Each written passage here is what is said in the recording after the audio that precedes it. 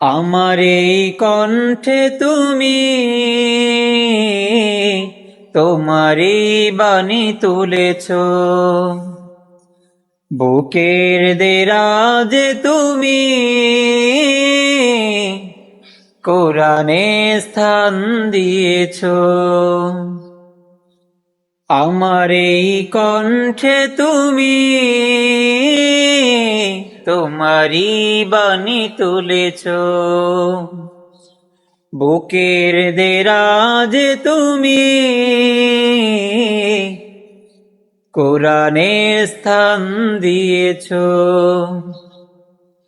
এত ভালোবাসো কেন মালিক আমায়, কি করে শুকুর তার করি আদায়। এত ভালোবাসো কেন মালিক আমায়, এত ভালোবাসো কেন মালিক আমায়।